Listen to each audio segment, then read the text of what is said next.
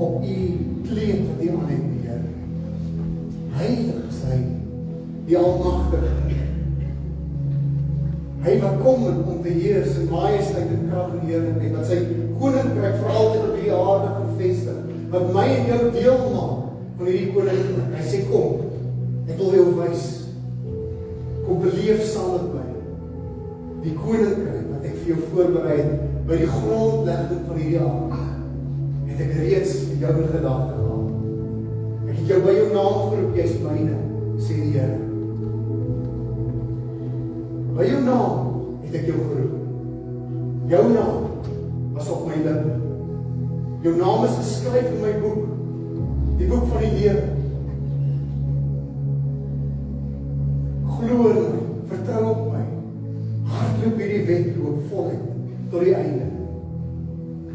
Maak sterk die lang knie, die moe knie, die moe bene. Moenie moed opgee nie. Moenie vertroue en hoop verloor, my plan vir jou. Ek die Here verander nie. Ek is getrou. You are good, you are faithful. Dankie Here dat ons hoop, ons vertroue in U kan plaas in hierdie dag. Dat U ons kom ontmoet met U waarheid, met U teenwoordigheid, Here, dat ons aan U kan oorgee. Ons kom gee oor, soos ons hande opgehef is voor U. Here, as teken van oorgawe. Here, hier is ek. Ek gee oor aan U wil in my lewe. Ek kies U vandag opnuut weer, Here. Dankie dat ek U elke oggend kan kies. Elke dag is 'n keuse om die Here te dien. Elke dag is 'n keuse om jou geloof en jou vertroue in Hom te plaas. Elke dag is 'n besluit om jou wil neer te lê voor Hom. En te sê, Here, nie my wil nie, maar U wil in my lewe. Om weg te stap van die ou mens, die ou gedagtes, die ou manier van doen. Elke dag. En die Here sê vir jou, my genade is vir jou genoeg. Wanneer jy op jou swakste is, wanneer jy jou moeilikste oomblik beleef, kom my genade, en ek kom omvou jou en ek kom maak jou toe, en ek kom laat jou op.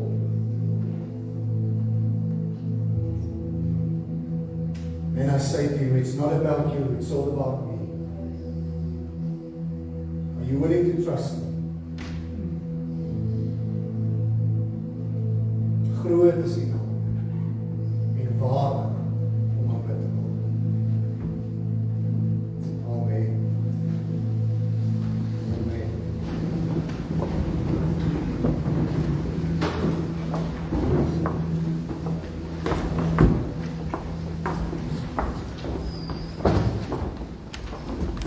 Okay, tieners kan uitbeweeg saam met ander agter. Wonderlike geseënde tyd hulle gaan in hierdie kwartaal fokus op gebed en om te groei in hulle gebedslewe en hoe om te bid. Partykeer is dit uitdagende ding. Weet jy wat om te bid en hoe om met die Here te praat en dan gaan die volgende Sondag hulle spesifiek daarna kyk. Ek het die laaste 2 Sondae gepreek uit Hebreërs. En ek het dit doelbewus so gedoen in aanleiding tot vanoggend toen ek weet, baie van julle kon nou nie hier wees, julle is net op vakansie gewees. En ek wil vir julle gaan luister tog na die laaste 2 Sondae se preke aanlyn op Facebook. En die skrywer van Hebreërs het aan 'n Joodse gehoor geskryf. Joodse gelowiges wat uit die ou verbond uitkom en hy wil een ding eintlik deur die hele boek onderstreep. And that is the supremacy of Christ. Jesus is groter as die engele. Jesus is groter as die priesters en die wet en die tempel. Jesus is groter. Hy is die nuwe hoëpriester. Hy is die een wat vir altyd sy bloed gespring het, dat nooit weer offers gebring te word. Al die geloofsreëse wat ons in Hebreërs 11 van weet, hulle het almal uitgesien na die dag van sy koms. Alhoewel hulle dit nog nie gesien het gebeur in die vlees, het hulle uitgesien na dit. So, om dit net so vas te vang, dit is waaroor die boek van Hebreërs gaan. Jesus is groter. Jesus is waarvoor julle nog altyd gewag het. Die ou verbond, wat deur God met Moses en die volk gesluit is op die berg Sinai, waar die 10 gebooie gegee is. En hy praat ook in Hebreërs van die ark wat daar so in die allerheiligste staan, en Aaron se staf wat daar is, die 10 gebooie wat daar is, die kruik met die manna, alles wat die Jode so opgesien het na hom. Dit is wat hulle gekom het om aanbidding aan God te kom bring oor God se werke deur die jare en die eeue heen, en hulle wandel saam met hom, hoe hulle op hom geglo het. Sê die skrywer daar, dit was alles maar net skade gewees van wat sou kom. Jesus is die een waarvoor jy gewag het. Ek het so dit onderstreep, wat 'n skade weer is onvolledig, 'n skade weer. As ek 'n skade weer sien, dan sien ek glad nie die volle en die groot prentjie van wat dit eintlik is. Ek het die voorbeeld gebruik van die kinders wat baie keer by Josua is nog daai stadium, is hy nie. Hy's op so 'n stadium wat baie keer as die ligte af is in die huis, hy sê so maar gou dan ons moet eers lig aan sien. Hy wil nie donker opgaan so maar iets gaan haal wat ek kom. Want skade wees, jy is onseker oor 'n skade, hè? En as jy die lig aan sien, is jy ag, maar jy tog, dis nou net daai ding wat daar in die hoek gehang het aan die kapstok of die groot teddybeer in die hoek of wat ook al, hè? En dan sien jy wat dit werklik is. Maar skade wees is onvolledig. Gee nie vir die volle prentjie. En die skrywer daar in Hebreërs, ek glo Paulus was, hy skryf daar, hy sê, hier is net skade wees. Wanneer jy Jesus sien, dit wat hy, wie hy is en wat hy kom doen het vir jou, en waar hy nou is, in die werklikheid, in die tempel, wat in die hemel is. Hy sê, in die hemel is daar 'n verbondsark waarop sy bloed gestamp is. Anders was dit tyd.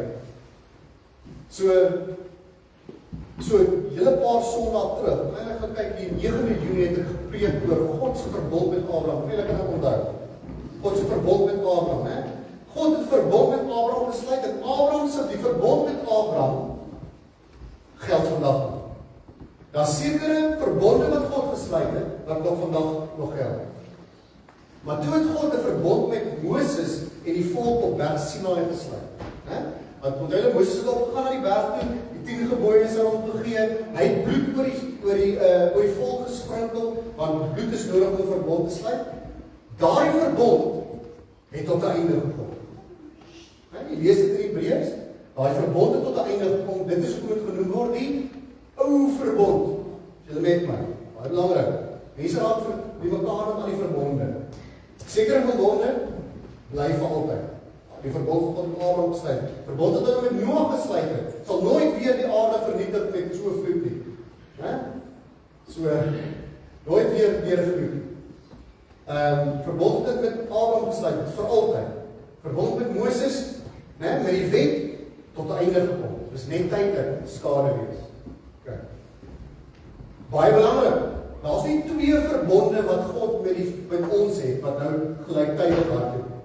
So daar's nie 'n verbond wat hy met die Jode het, met Israel het wat nou hardloop, en hy het 'n verbond met die kerk, met die Nuwe Testamentiese gelowiges, en hierdie 2 verbonde hardloop gelyk langs mekaar. Hierdie het tot 'n einde gekom. Hy's absoluut, hy's klaar gemaak. Dan jy weet my.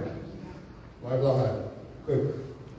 So ons gaan vanoggend in hierdie volgende, ek weet nie of ons die prentjie daar het van die ek weet nie of hulle ingesit het daar so van die temas wat ons gaan behandel nie. Maar julle dit op julle WhatsApp het julle dit voor. Vandag gaan ons praat oor dat Israel deur God gekies was. Ja, God het vir Israel gekies. En ons gaan deur Romeine 9 tot 11 werk.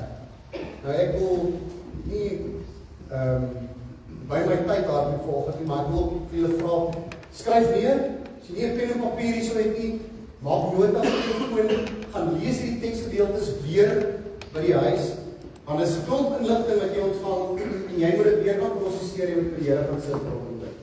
So, maak seker dat jy notas het, Jy kan natuurlik weer daarna gaan luister aanlyn op later. Nou die brief van die Romeine was die langste brief wat Paulus geskryf het. Dit is ook die langste brief in die Bybel. So as jy in die Nuwe Testament kyk, is alles briewe wat geskryf is om te bestuur word by die kerke. So hulle het nie dit saamgevat gehad, hulle het nie 'n Bybel gehad nie, en Paulus en Lukas en Petrus en Johannes en die ouens wat geskryf het aan die Nuwe Testament, het hierdie briewe geskryf en dit was opgestuur gewees na die kerk. So hierdie was 'n aanlopende brief. Wil jy net hier goed verfris in julle denke. So daar was nie hoofstukke gewees nie, daar was ook die verse gewees nie. Die van julle het ook briewe. Wat jou girlfriend of jou boyfriend of hooplik jou man of jou vrou vir jou geskryf het, 'n brief. Ek dink die kinders vandag weet nie wat dit is. Wat 'n brief? Stuur WhatsApp, TikTok video. Hou julle kinders af van sosiale media so lank as hulle kan. Anyway. So briewe. Hierdie was 'n brief gewees. En wanneer jy 'n brief skryf aan iemand, skryf jy 'n brief want jy wil graag 'n boodskap oordra aan die persoon. En Paulus het ook 'n rede gehad hoekom hy hierdie brief skryf. Hy het nie sommer net gedink, ek wil vir die kerk in Rome 'n brief skryf. Ek was nog nie daar nie, so ek gaan net vir 'n brief skryf en vertel wie dit is, die ding nie. Hy het hierdie brief geskryf met 'n sekere rede en doel, dat hy 'n sekere behoefte, 'n geestelike behoefte gesien het wat ontstaan, of 'n probleem wat besig was om te ontstaan in die kerk in Rome. Nou, net 'n bietjie agtergrond, ons moet altyd onthou, wanneer ons die Bybel lees, die persoon wat daar skryf, hy is besig om te skryf van 'n sekere groep mense wat werklik geleef het in 'n sekere tyd, op 'n sekere plek. Hierdie brief is nie aan Hansa geskryf, wat in 2024 hierso in Bellville bly. Ek lees dit, en dit het 'n impak op my lewe, en ek kan dit interpreteer en toepas op my lewe, maar die brief was nie aan my geskryf nie. Dit is geskryf aan mense wat in Rome gewoon het, 'n kerk daarso, en daar was goed wat daar gebeur het in my kerk, wat Paulus moes aanspreek. So ek moet altyd wanneer ek die Bybel lees, enige gedeelte in die Bybel, moet ek lees met dit in gedagte. Hierdie ding was vir daai mense geskryf in daai tyd, en dan sekere ding wat aangespreek was toe. En dit geld vir die hele Bybel. So ek moet nooit net 'n teksvers uithaal, uit sy konteks en sê, dis myne. Ja, Here kan met jou praat oor daai teksgedeelte, maar ek moet eers verstaan, wat is hy besig om vir daai mense te sê? Anders mag ek dalk aanpas en verdraai om iets te sê vir my, wat dit nie noodwendig dat ek sê nie. En dit kan gevaarlik wees. So, wat aan die gebeur was in daai tyd, eerstens wat gebeur het, die kerk ontstaan het was, is in Handelinge 2, lees ons mos, die Heilige Gees word uitgestort, en die kerk is gebore. Die Heilige Gees word uitgestort, die mense word gevul met die Heilige Gees, hulle praat in ongewone tale en klanke, en hulle verkondig op die evangelie daar in Jerusalem. Jy kan ons gaan lees dat hulle sê, al die mense van Kappadosie en Macedonië en Grieke en hulle hele skool is daar by mekaar. Almal hoor hoe die wonders van God verkondig word in hulle eie taal. En wat gebeur toe? Nou, die mense het by mekaar gekom, mense wat geglo het in die God van Israel, het by mekaar gekom in Jerusalem en op Pinksterfees om te aanbid by die tempel. En daar word die Heilige Gees uitgestort. En toe word die kerk gebore. Petrus preek 3000 mense kom tot bekering. Eerstens het hy 'n mega gemeente in daai stad. Boom, mega. So kerk kan groot raak. Okay. Net 'n kort rukkie na is die kerk van 5000. Dit is massief. En daai 5000 het bymekaar gekom daar so in die stad om die prediking van die apostels te hoor. Maar baie van die wat getravel het daartoe vir daai fees, vir die Pinksterfees, het weer teruggegaan na waar hulle gewoon het. So 'n klomp van die Joodse gelowiges het teruggegaan na Rome toe en hulle het 'n kerk begin. So toe die kerk geplant was in Rome, was dit 'n Joodse gemeente geweest. Net Jode. Wat uit Jerusalem uitgegaan het en in Rome wat daar gewoon het en hulle het toe 'n gemeente begin. Maar soos by die tyd aangegaan het en hulle die evangelie verkondig het in die stad, het nie Joodse gelowiges die gemeente begin join, Gentiles. Hulle weet maar. Okay. So nou begin dit 'n gemengde gemeente word. Jode en die Jode. En soos dit die evangelie versprei, raak die nie-Jode al meer en hulle raak later baie meer as die Jode in die gemeente. En onder Emperor Claudius, daar was 'n geweldige spanning tussen die nie-gelowige Jode en die gelowige Jode, want die gelowige Jode wou die nie-gelowige Jode bekeer, dat hulle in Jesus moet glo. En hierdie klomp het gesê, nee, hulle wil nie glo nie, hulle is hardkoppig, hulle wil by die tempel aanbid, Abraham is hulle vader, al daai goed. En hierdie was geweldige spanning in die stad is. En onder Claudius sê hy op die stadium, luister ek stem op vir julle. Vat julle goed en maak dit uit my stad uit. Dit is uit Rome, uit. Al van al die Jode. Uit is julle. Pak julle tasse. So wat gebeur toe? Die gemeente wat agterbly is 'n Gentile gemeente. Nie Joodse Christelike gemeente. Maar onder Emperor Nero, julle ken van Nero, sal julle onthou. Toe sê hy, al hierdie klomp besighede wat by die Jode ook besigheid maak. Al hierdie klomp besighede wat weg sy stand het, julle is almal welkom. Kom asseblief weer terug, bring julle geld en julle besigheid saam, kom weer terug. En toe die Joodse gelowiges terugkom by die gemeente, was dit 'n groot Gentile gemeente en hulle is nie so warm toe die Joodse gelowiges terugkom. En daar ontstaan die probleme in die gemeente. Waar die Joodse gelowiges glo maar hulle is eintlik nou beter as die Jode. Hulle het dit geglo. Ons is nie die Jode is eintlik, dis 'n ou geloof en ons God se plan met die Jode is verby. Hulle is nie welkom eintlik nie. So dit was so 'n bietjie 'n spanning. Daar kon 'n split plaasgevind het in die kerk. En Paulus spreek dit. So dit is waaroor die brief van die Romeine gaan. Dis die agtergrond van wat hier plaasvind.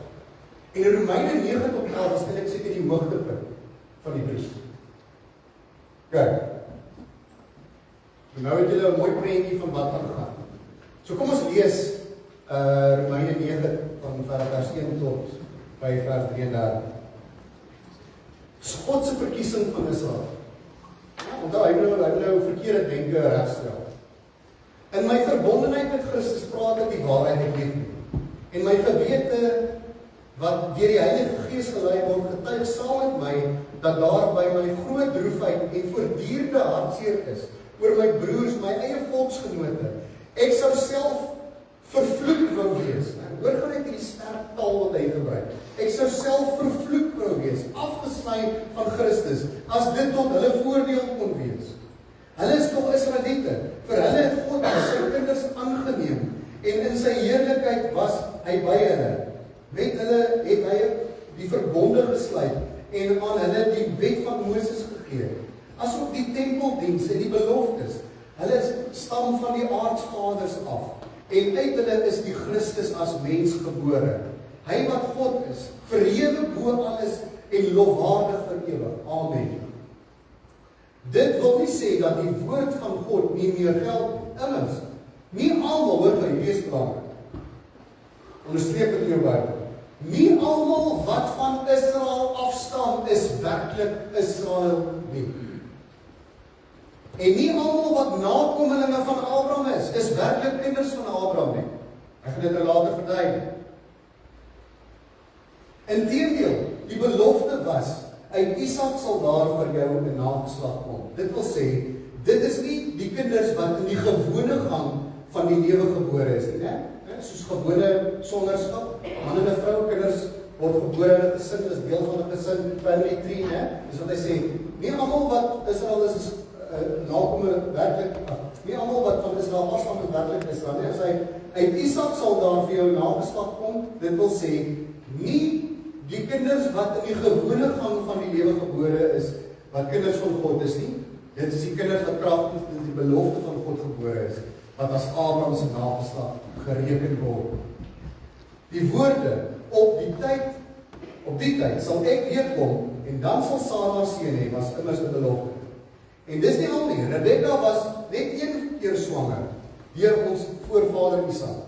Toe haar kinders nog nie gebore was nie, en ook nog niks goeds of kwaad gedoen het nie, toe is al vir haar gesê, die oudste sal die jongste dien. Daar staan ook geskrywe, vir Jakob het ek lief gehad, of vir Esau het ek gehad. Die besluit van God is gegrond op uitverkiesing. Ek gaan dit ook vir julle verduidelik. Daar is baie, volgens my, verkeerde siening oor wat uitverkiesing beteken.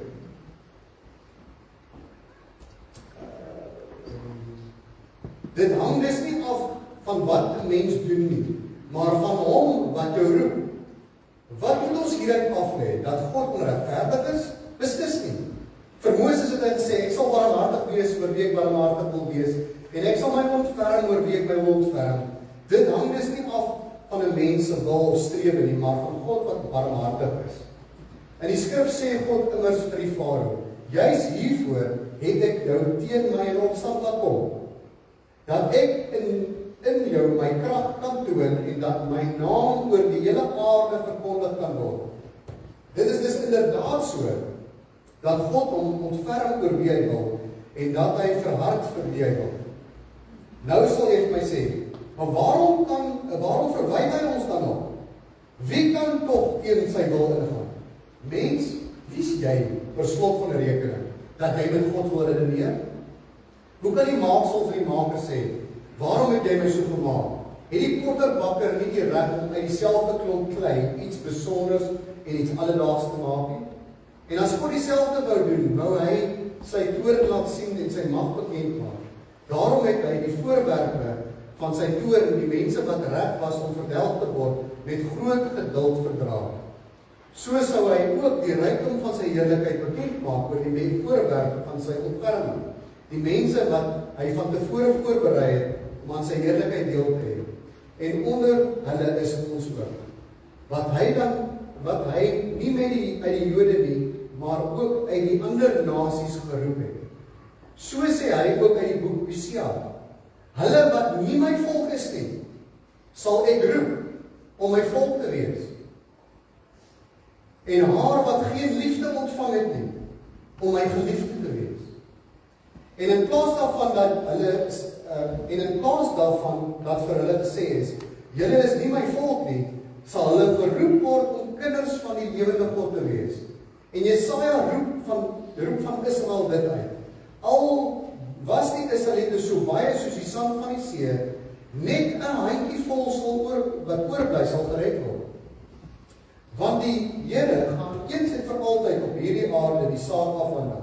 So het Jesaja trouwens al vroeër gesê, as die Here die Almagtige nie vir ons 'n klompie laat oorbly het nie, soos met Sodom sou dit met ons gegaan het, soos met Gomorra sou ons uitgewis gewees het. Wat is nou die gevolgtrekking? Dit, heidene, nie Jode, het nie God se vryspraak gesoek nie, maar hulle het dit wel gekry. Die vryspraak deur die geloof.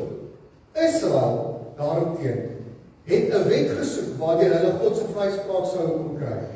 Maar by so 'n wet het hulle nie uitgekom nie. Waarom kon hulle nie die vryspraak kry nie? Omdat hulle nie op geloof wou bou nie, maar op hulle eie prestasie. Hulle het oor 'n struikelblok gestruikel, waarvan daar geskrywe staan, kyk, ek sit in Sion 'n klip neer, waaroor 'n mens struikel, 'n rots waarteen jy staan.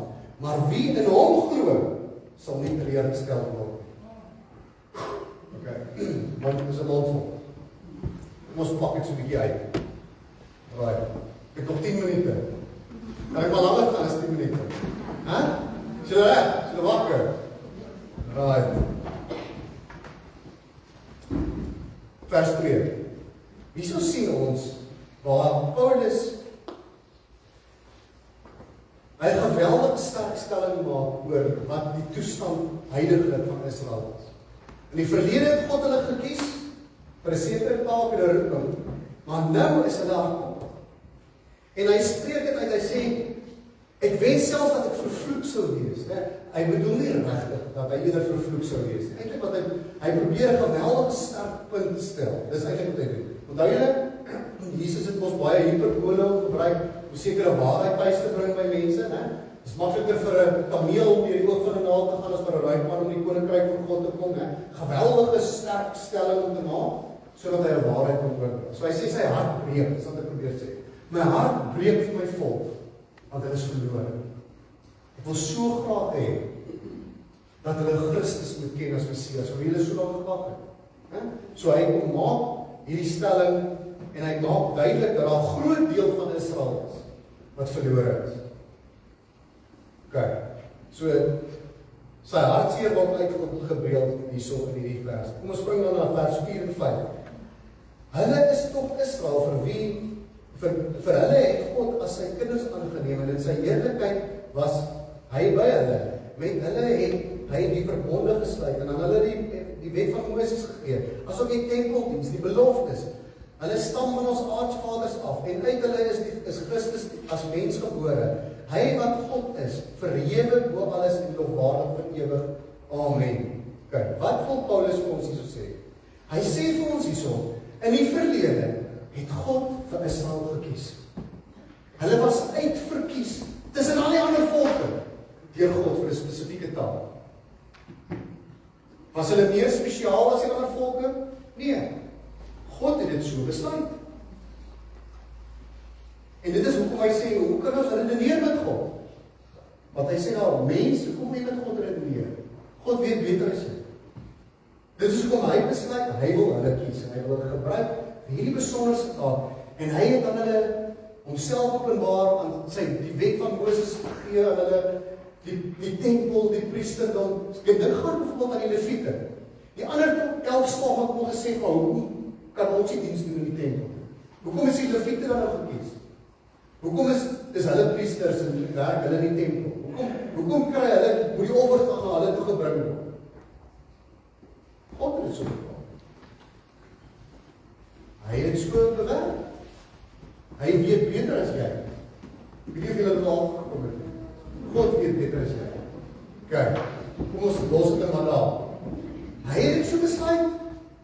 Hy het nie die Afrikaner volk gekies nie. Hy het nie die Engelse gekies nie. Of die Ire nie. Hy het gekies om vir Israel te gebruik vir hierdie taak, vir hierdie doel. En dit maak hulle spesiaal. Dit verhewe hulle nie oor die ander volke nie. Dit gaan Maria, die ma van Jesus. God dag kies om die seun van God geboorte aan te gee. Die ander vrouens nog gedink, wat so van my? God het vir my gekies het. God het dit so gesê. Want hy is God. En hy kan doen wat hy wil. Ons onderstreep dit. Belangrik. God kan goed besluit. Hy hoef nie vir my te vra, wat hy mag hy dit doen of mag hy dit nie doen. Hy is God. En in die verlede is dit wat hy gedoen het, en hy het vir Israel gekies vir hierdie besonderse taak. Maar dan spring hy hier na vers 6 tot 9. Kom ons lees dit weer. Dit wil nie sê dat die woord van God nie meer geld. Immers, nie almal wat van Israel afstam, is werklik Israel. Wat sê Paulus vir ons hierso? Gaan nou praat om hulle. En nie almal wat nakomelinge van Abraham is werklik kinders van Abraham nie. Inteendeel, die belofte was uit Isak. Uit Isak sal daar vir jou nageslag kom. Dit wil sê, dit is nie kinders wat in die gewone gang van die lewe gebore is nie, wat kinders van God is nie. Dit is die kinders wat kragtens die belofte van God gebore is, wat as Abraham se nageslag gereken word. Okay. Abraham het 2 seuns gehad. Ismael, en Isak. Ismael was uit Hagar gebore, uit Abraham se ongehoorsaamheid en sy eie besluit. Dit was, kom ons noem simbolies, die kind van die vlees. Die kind van jou eie wil, jou eie werk, jou eie plan. Maar Isak was die geestelike kind, wat gebore is bonatuurlik, toe Abraham en Sarah nie meer kon kinders hê. God het gewag tot hulle so oud is, dat hulle nie meer kon kinders hê. Hy het doelbewus so. Hoekom? Want God wou 'n wonderwerk. Hy wou 'n bonatuurlike geboorte bring. Dis alles simbolies ons. Dit het regtig gebeur, maar dit het geweldige simboliek op ons lewe vandag. God het gewag tot Abraham en Sarah te oud was. So, Isak is 'n bonatuurlike geestelike geboorte, Ismael is 'n vleeslike geboorte. Menslike besluit, God besluit. Julle weet maar. Kyk. hoop al die ratte draai in die kop soos ek praat. Dis as al vraag is nou, stop my, sê my, hey, leide, net weer asseblief. Sal jy sleg vind. Okay, so, daarom sê hy, nie almal wat van Israel afstam, is werklik Israel. Nie almal wat nakomelinge van Abraham is werklik kinders van Abraham. Wat hy daardeur sê is die volgende. Daar's baie Israeliete wat ongelowig is en verlore is. Hulle is nie God se kinders nie. Hulle behoort nie aan God nie. Hulle is nie God se Israel nie. Net die wat in Jesus as verlosser glo, is die Israel van God. Net die wat in Jesus glo en hulle vertroue in Jesus sit, is die kinders van Abraham.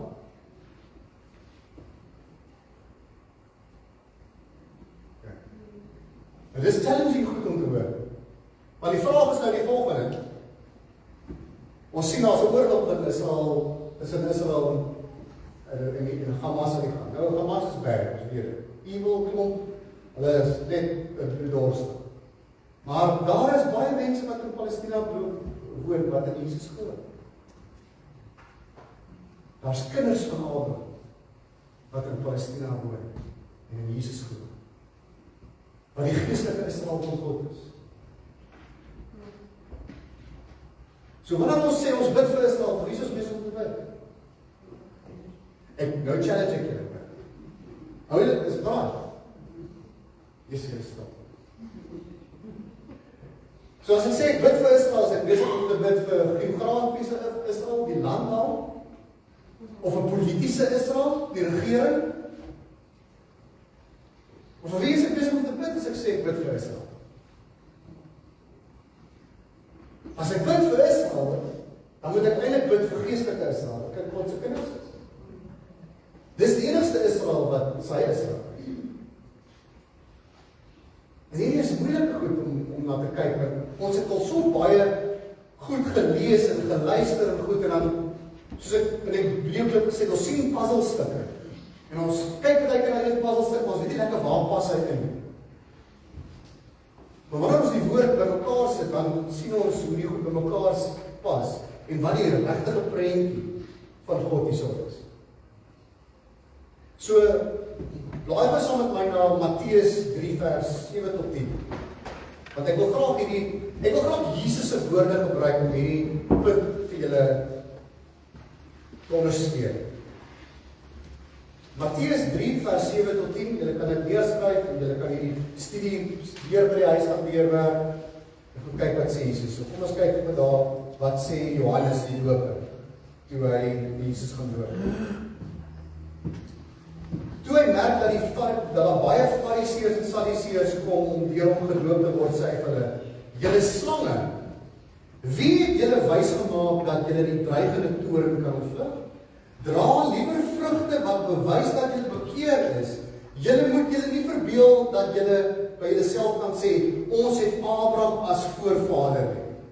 Dit sê ek vir julle, God kan uit hierdie klippe kinders van Abraham verwek. Die Bybel lê klaar teen die wortel van die bome. Elke boom wat nie goeie vrugte dra nie, word uitgekap en in die vuur gegooi." Van wie praat ons hierso? Hy praat van die stamme van Israel. Hy sê, as jy nie vrugte dra wat wys dat jy jou tot God bekeer het en hom dien, wil ek vir jou sê, jy is nie 'n kind van Abraham nie. So Johannes en Paulus stem mekaar ooreen. Ek wil julle wel met water doop omdat julle bekeer het, maar hy wat na my kom, is my meerdere. Ek is nie eens werd om sy skoene uit te trek. Hy sal julle met die Heilige Gees en met vuur doop. Kom ons gaan na Johannes 8 toe. Johannes 8, lees ons vanaf vers 31 tot 47. Hierso het Jesus die Jode so kwaad, vir Israel, die Israeliete daar, so die Jode so kwaad gemaak, hulle wou hom dood. So kwaad hulle gemaak met sy woorde. Wat sê hy van dit? Toe sê Jesus vir die Jode wat in hom glo. Nou, hierdie ouens het gekom om na hom te luister as rabbi. Hy sê vir hulle, as julle in my woorde getrou bly, is julle werklik my disippels. As julle en julle sal die waarheid ken en die waarheid sal julle vrymaak. Baie bekende woorde. Hulle het hom geantwoord, ons is die nageslag van Abraham. Kan julle sien op waar beroem hulle? Waar maak hulle staan? Hierdie is hulle identiteit. Dit is wie hulle is. So hulle maak hierdie verklaring ook teenoor Jesus. Ons is die nageslag van Abraham en was nog nooit slawe van iemand se slawe. Hoe kan jy sê julle sal vry word? Jesus sê vir hulle, dit verseker ek julle, elkeen wat sonde doen is 'n slaaf van sonde. 'n Slaaf bly nie vir altyd by 'n huisgesin nie. 'n Seun bly vir altyd. Eers as die Seun julle vrygemaak het, sal julle werklik vry wees. Ek weet julle is die nageslag van Abraham, maar julle wil my doodmaak, omdat my woorde nie ingang by julle vind nie. Ek praat oor wat ek by my Vader gesien het, en julle doen wat julle by julle Vader gehoor het. Hulle het vir hom gesê, ons Vader is Abraham. Daarom sê Jesus vir hulle, as julle kinders van Abraham was, sou julle gedoen het wat Abraham gedoen het. Maar nou wil julle my doodmaak, vir my, wat die waarheid wat ek by God gehoor het, aan julle verkondig. Dit is nie wat Abraham gedoen het. Julle doen wat julle vader gedoen het. Hulle sê vir hom, ons is nie uit oorspel gebore nie. Ons het net een Vader, naamlik God. Hoor wat sê Jesus vir hulle? Maar Jesus sê vir hulle, as God julle Vader was, sou julle my lief gehad, my lief hê. Want ek kom van God af, en hier is ek nou. Ek is immers ook nie uit my eie gekom nie, maar hy het my gestuur. Waarom begryp julle nie wat ek sê nie? Omdat julle nie my boodskap nie kan verstaan nie.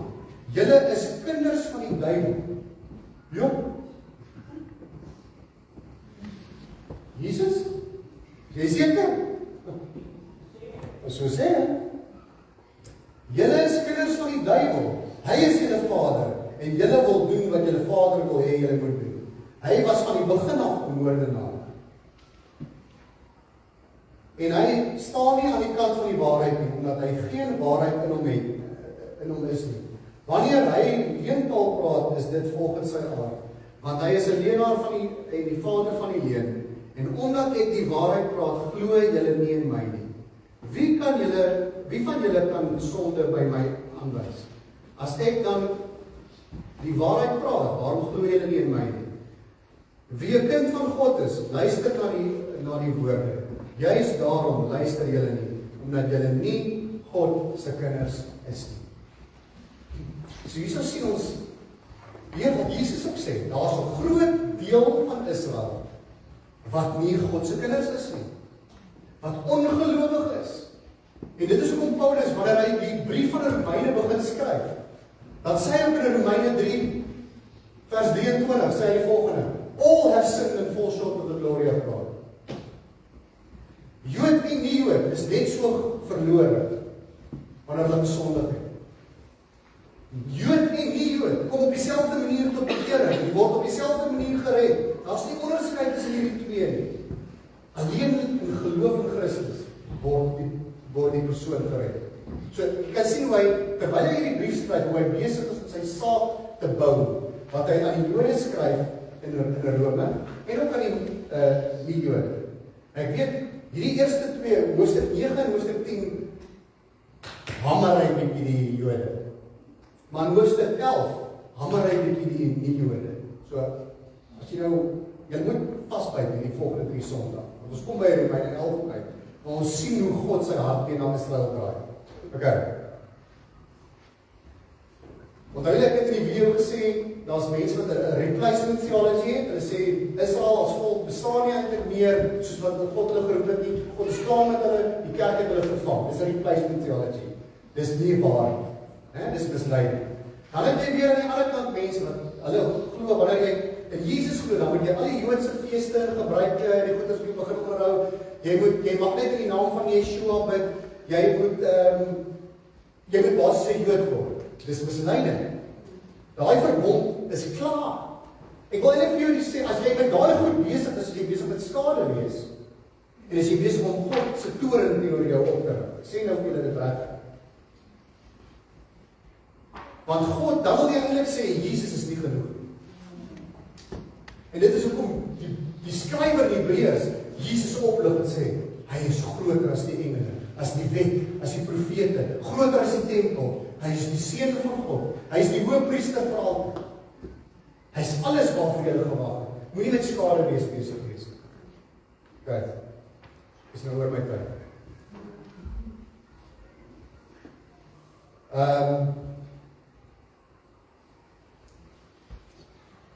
Vers 11 tot 13. Toe haar kinders nog nie gebore was en ook nog niks goeds of kwaads gedoen het nie, toe is daar al gesê, die oudste sal die jongste dien, praat van Rebekka. Daar staan geskryf vir Jakob het ek lief gehad, Esau het ek gehad. Die besluit van God is gegrond op die uitverkiesing. Dit hang dus nie af van wat 'n mens doen nie, maar van hom wat jou roep. Wat wil Paulus vir ons hier sê rondom die uitverkiesing? God is nie hier besig om die volgende te sê. Vir jou sal ek red, is lief vir jou, en vir jou gaan ek hel gestuur. Dit is nie hoe God werk. Nee? En jy kan gaan lees in die volgende teksgedeelte, ek gaan dit nou nie vir julle kan lees in die tyd so bietjie min. Kyk wat staan in 2 Petrus 3 vers 19 en dan ken ons natuurlik Johannes 3 vers 16 ook baie goed, né? God het die wêreld so lief gehad dat sy seun gestuur het.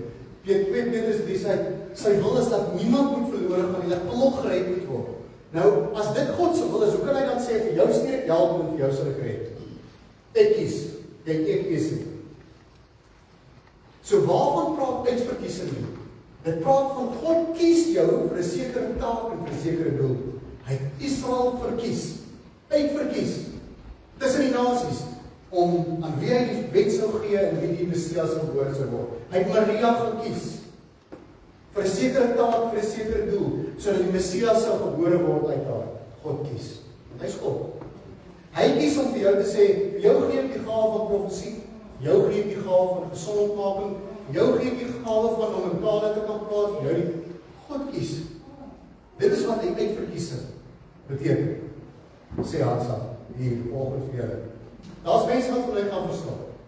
Dis oké? Maar dit is wat ek lees in die teks. Nou ons kyk na uitverkiesing. Want alles bots daar goed is op mekaar. Hoekom sal ons van evangelisasie werk? As die wat gered sal word, en elke gered sal word. Nou ek sê nie. So uitverkiesing het te doen met God kies jou vir daai taak, vir daai doel, en hy het jou mekaar gesit vir dit. Okay. Die Farao, ons het ons gelees van die Farao. Wie wat interessant is, ons dit is die eerste 5 keer staan daar, en Farao het sy hart verhard teenoor God. God het vir Farao gekies vir wat? Sodat hy sy heerlikheid en sy almag kon vertoon. Maar die eerste 5 keer verhard Farao sy hart teenoor God. En dan vir die volgende 6 keer staan daar, en God het Farao sy hart verhard.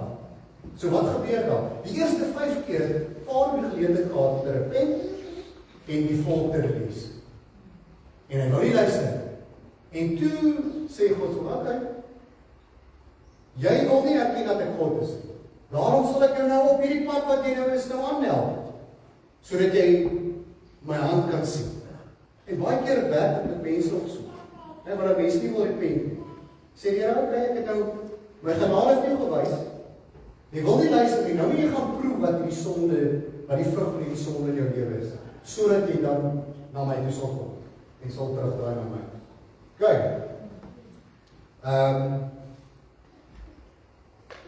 Vers 24 en 25 sal opdraai. En onder hulle is ons ook, wat hy nie net uit die Jode nie, maar ook uit die ander nasies geroep het.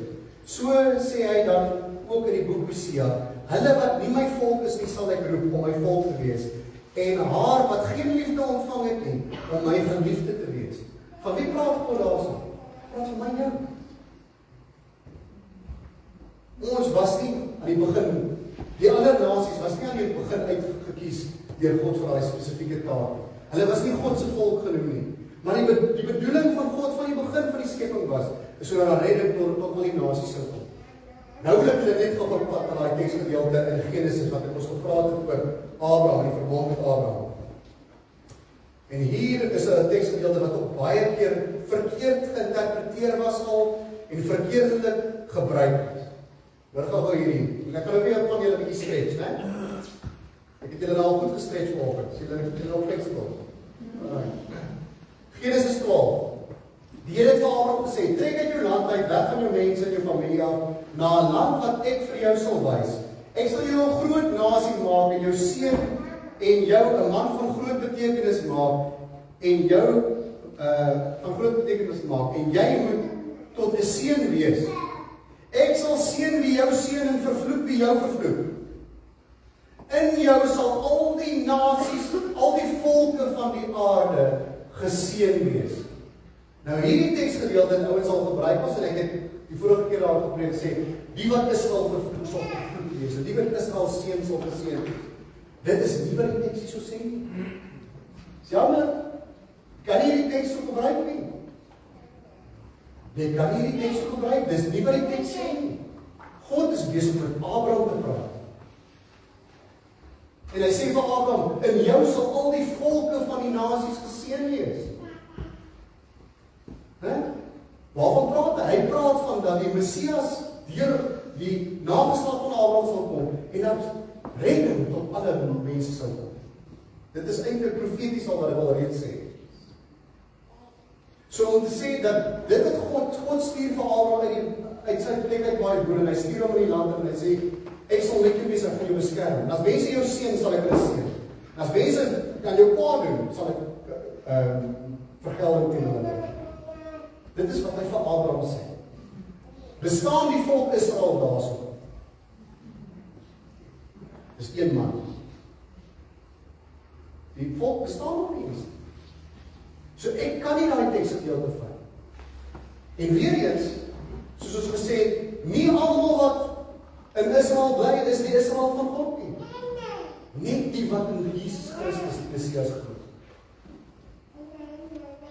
So kan julle sien dat daar al baie verwarring was in die kerk oor hierdie onderwerp. Daar was verwarring in die kerk in Rome ook gewees hieroor. En Paulus skryf hierdie brief om hierdie goed reg te stel. En ek sluit af. Vers 30 tot 33. Wat is nou die gevolg dit? Heidene het nie God se vryspraak gesoek nie, maar het wel gekry. Die vryspraak deur die geloof. Israel daarenteen het 'n wet gesoek waardeur hulle God se vryspraak sou kon kry, maar by so 'n wet het hulle nie uitgekom nie. Waarom kon hulle nie die vryspraak kry nie? Omdat hulle nie op geloof wou bou nie, maar op eie prestasie. Kyk hoe goed kan ek die wet onderhou en die feeste nie gebruik nie. Ek moet God op die pres met my werke. Hulle het 'n struikelblok, hulle het oor 'n struikelblok gestruikel waar daar geskrywe staan: ek sit 'n klip in Sion neer waaroor 'n mens struikel, 'n rots waar teen jou staan. Maar wie in hom glo, sal nie teleurgestel word. Matteus 21 vers 33. Hulle kan gaan lees daar by die huis sommer daaroor. Ek het vinnig daar te blaai. Matteus 21 vanaf vers 33.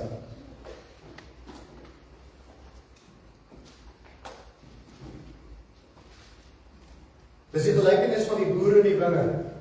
Wat gaan oor Israel wat aangestel was om na die wingerd te kyk. Dan stuur die Here elke keer 'n boodskapper, maak die boodskapper dood. Stuur hy 'n profeet, dan maak die profeet dood. Sê hy, miskien sal hulle my seun stuur. Miskien sal hulle my seun, hy is dan tog die een wat die wingerd gaan erf. Miskien sal hulle hom sien. Toe hulle sien, sê hulle, hy gaan erf, ons maak hom dood. En dan sluit Jesus daai gelykenis af. Hy sê, daarom sê ek vir julle dat die koninkryk van God van julle weggeneem sal word en aan 'n volk gegee sal word wat die vrugte daarvan sal lewe. Wie is die volk? Is die geestelike Israel van God. En ek en jy is deel van die geestelike Israel van God. Ons gaan dit nou sien soos wat ons deur Romeine 10 en 11 lees. Maar hoe sê jy dan die plasing geleer? Ja. Ek kan net vir jou sê, moet wag tot vir die volgende predik. Okay, maar kom ek sê dit vir jou so. Omdat die geestelike van Israel van God het nooit opgehou. So God se plan met Israel het nooit opgehou nie. Daar klomp takke is uitgesny, jy gaan dit lees, uit die olyfboom en ander wilde olyftakke is ingesit. So die boom, kom ons sê dit so. Ons is ingeënt in die geestelike Israelboom, die ware olyfboom. Nie hulle by ons nie. So ons het hulle nie vervang nie, ons het deel geraak van hulle. Maak dit sin? Okay. Sjoe. Alright, kom ons stop hier.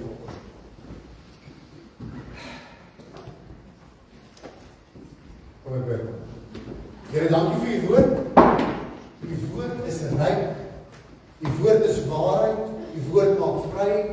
U woord rus ons toe. En dankie dat u woord vandag tot ons spreek. En ons ontvang u woord, Here. En dankie dat u met ons werk.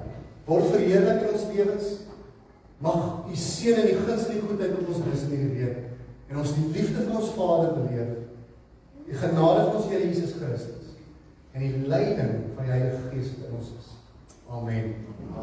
Kom ons drink nog 'n lekker koffietjie daar, so dan sien ons mekaar.